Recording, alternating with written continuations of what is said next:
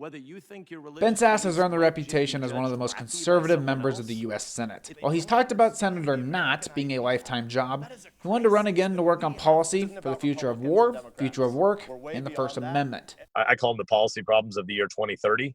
That's why I ran again. I didn't run again chiefly because of 2020 stuff. I ran because of a long-term policy agenda 10 years out. He consistently speaks on reforming Social Security and Medicare, telling 3 News Now that he wants to eventually raise the eligibility age of both to 70. He says people like his kids will live much longer than when the programs were first put into place. It's just a question of whether or not we fix these entitlement programs rationally with a long planning horizon and a planning runway, or whether we do it in the midst of some economic calamity. That's one of many issues his Democratic opponent Chris Janicek disagrees with. Those are earned benefits. Janicek says he wants to build upon the Affordable Care Act, something he's on himself, possibly adding a public option.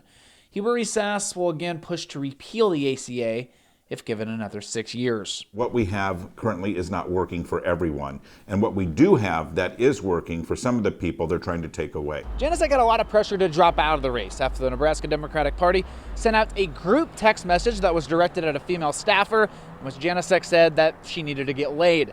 This caused protests at Janicek's cupcake shop behind me, something Janicek told me didn't bother him. It actually increased our business because people are not about protesting when they have no factual evidence to do so. You know, we apologized for what happened and we are moving on. When pressed further on why he didn't drop out of the race, Janicek's campaign manager told me they were done talking about the text.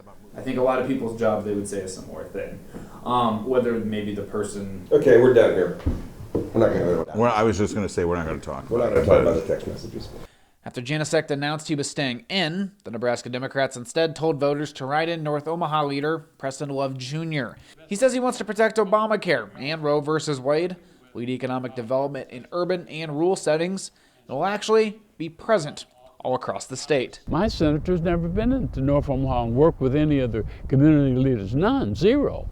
He says regardless of the result, he'll win by getting his message out, bringing out turnout from the black community, and by simply running as a person of color.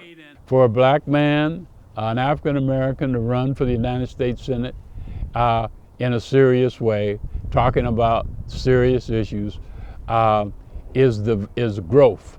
As for Sasse, he says his relationship with Donald Trump has improved since 2016, saying he loves his judicial nominations, but has plenty of disagreements with him, and won't say if he's voting for him.